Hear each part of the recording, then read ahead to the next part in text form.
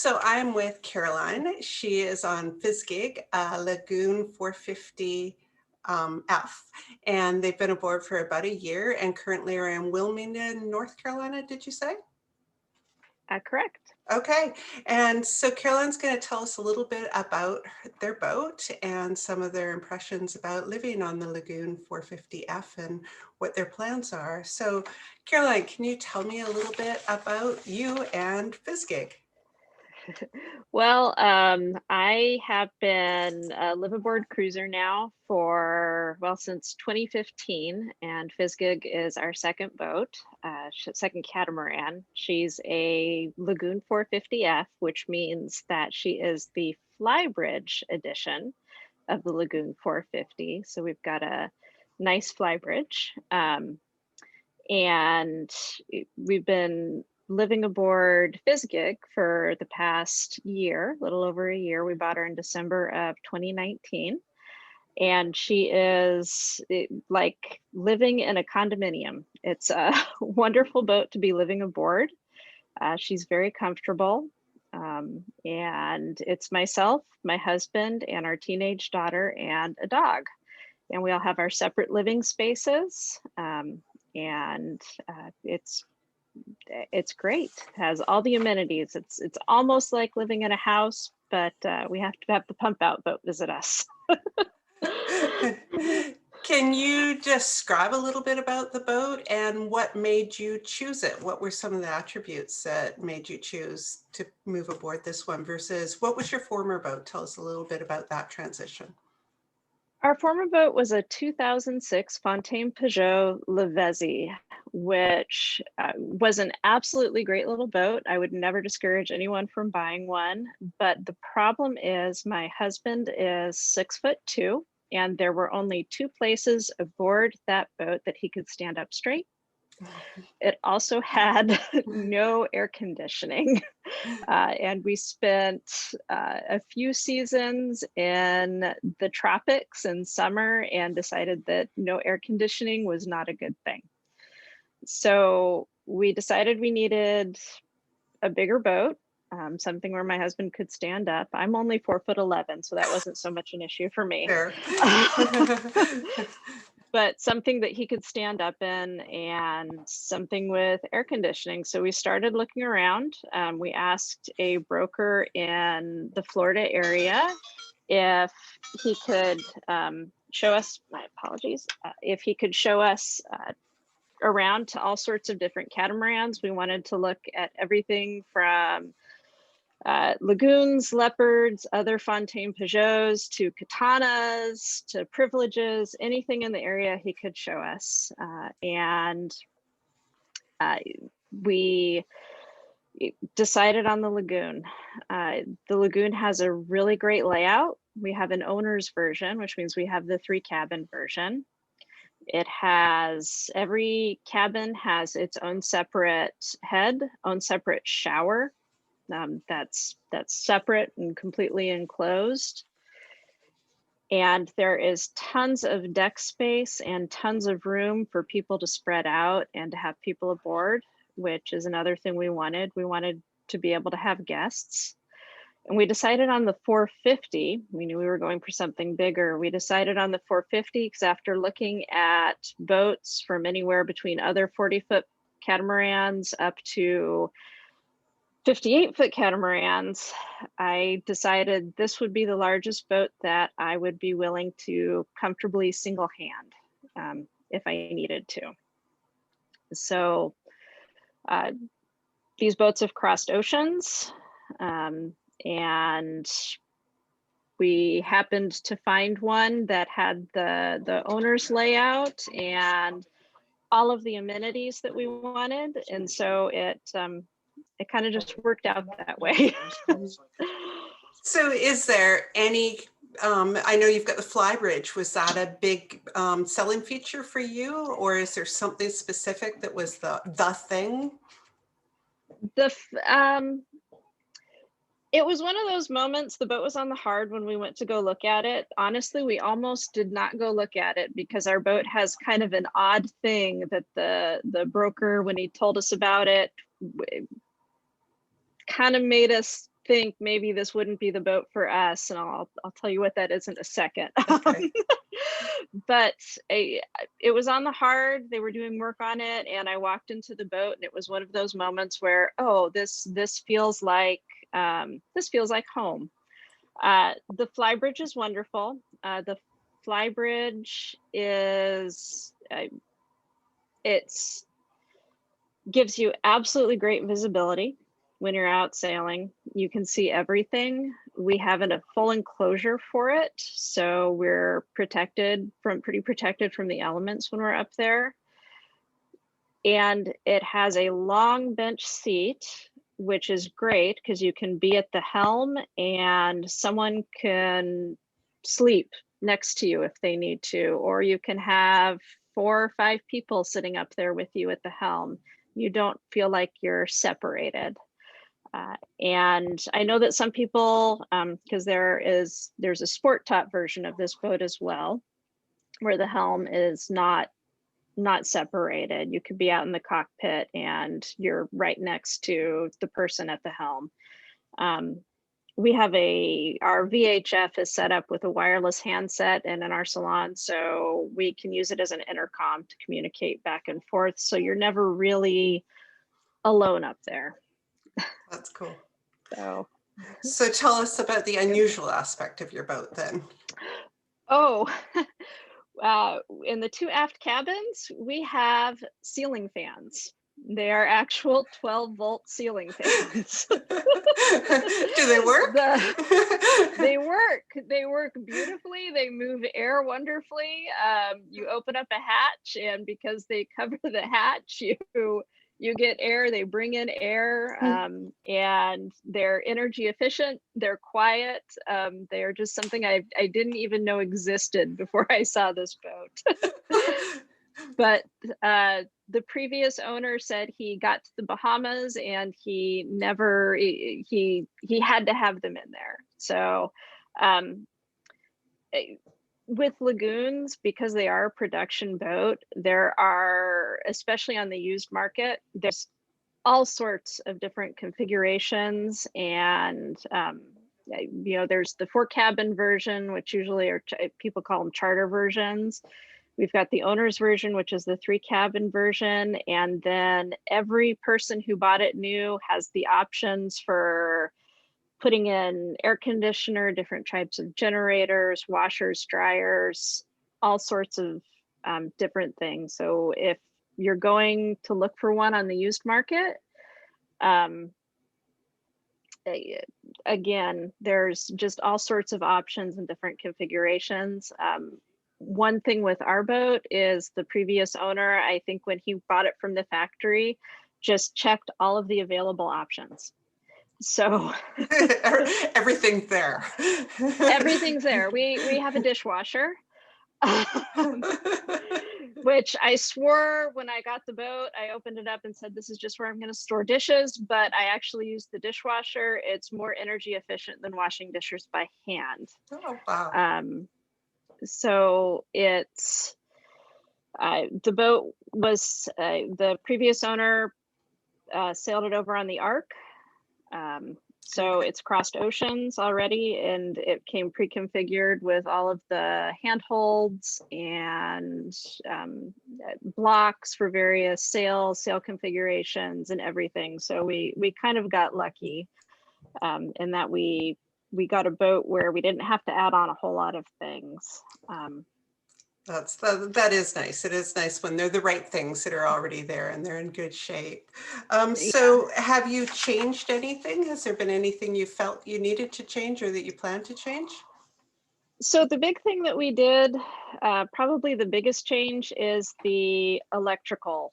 The boat was a 220 boat, and we updated and upgraded the electrical, so it's now a dual voltage boat. So we can run both 120 and 240. Right. Sorry. No, that's okay. had to think there for a second.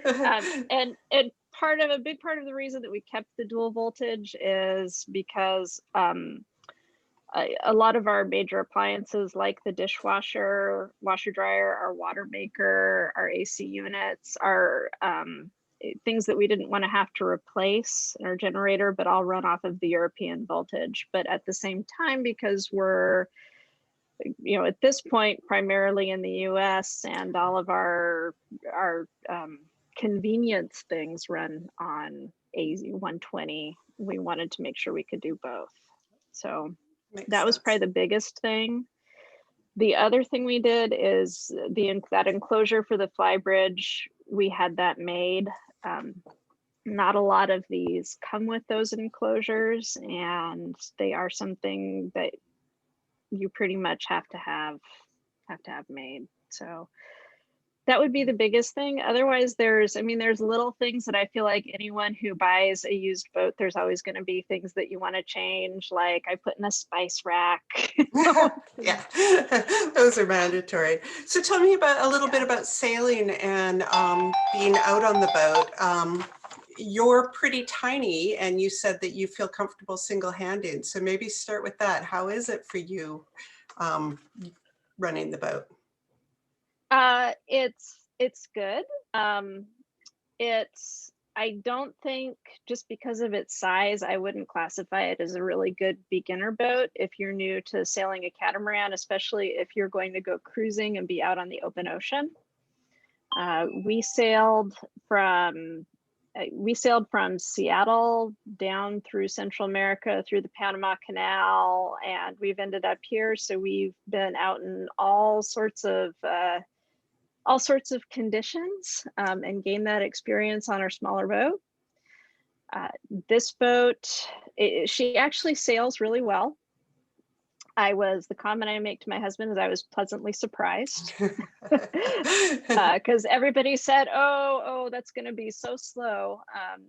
And I was okay with that, because I was going for comfort over speed, because we spend so much more time at anchor than we do actually, on passages. So I was okay with that. And we purchased this boat in Fort Myers, Florida, and we sailed it to Wilmington, North Carolina. And we averaged, I think, 8 knots during that time. And we were able to sail about 45 degrees into the wind, which also surprised me. So, because that's really good for a catamaran. And this is after you've moved all your personal goods aboard, you're fully loaded, and she's pointing like that? Yeah. Oh, well done. Okay. So, again, maybe that just had some luck, but we were able to do it. So she sailed really well. Our boat does have the upgraded engine, so if we have to motor, we have a combined 108 horsepower, so we can still motor along if we need to, and we also have we carry 280 gallons of fuel, so we can, if we need to motor, we can do that. And again, as far as sailing goes too, this boat has a much higher bridge deck clearance than the Lavezzi did. So anyone who's been offshore in a catamaran, especially if you have to beat in a catamaran, is familiar with deck slap. Right, yes. And we didn't really notice it on this boat. And part of we were beating into 30 to 35 knots for about 12 hours on our way north to get to Wilmington. And there was some, but again, those times when in the previous boat, I know that we would have been hearing that thumping underneath, and things would have been bouncing on the table in the salon, and it would have been really uncomfortable. We didn't have that in this boat, so wow, that was nice. That is cool. How about light winds? Have you had her out for just sort of day sails and really light winds, or do the motors go on? We have been in light winds. We have a Code Zero, and we also have a parasailer. So between those two sails, we can do pretty good in light winds. Uh, light winds being around 10 knots. Enough. If we're talking down, if we're talking around 5 knots, we're pretty much kicking an engine on. Yeah. I mean, again, this is a really big, heavy boat, and it has a huge amount of windage. So being tied to a dock, it's we move pretty good with not a whole lot of wind. So even docking in 10 knots of wind can sometimes be challenging if you have any other things going around you, because it's really impacted by that. So tell me a bit about that then, moving around marinas in the wind with just the three of you aboard. Are you feeling like you're shorthanded, or are you able to get around marinas fine? We're able to do it. It's, again, I wouldn't consider it, I really wouldn't consider this a good beginner boat. And that's part of the reason. It would take some practice. We're pretty good at docking at this point. We're also really good at choosing when we move around and when we dock, which is probably more important. That I think that's that may be the difference between beginners and people who've done it for a while, is you're able to read those conditions and you do start to understand what your boat can do, and you don't sort of cross those the wrong way. You go out in conditions that work for you and you do things you're capable of. Yeah. So, but it's it's good. We compared to the Lavezzi, if I remember correctly, this boat weighs almost twice as heavy as the Lavezzi was. Wow. It is it's actually 6.5 feet longer, and it is 6 feet wider. So we're 6 foot beamier, and she has a lot more freeboard. Right. But again, the space is really nice. Right. So why don't we finish up with telling me or telling us, is this the boat? Like, have you, would you trade her for anything else, or have you found the one you want? Well, if someone offered me a brand new katana, I wouldn't say no, but as far as a production catamaran goes, I do like the Lagoons. I think they have a lot of advantages to them, and they're pretty solid boats. They've made a lot of them. A lot of people are circumnavigating that with them, traveling the world.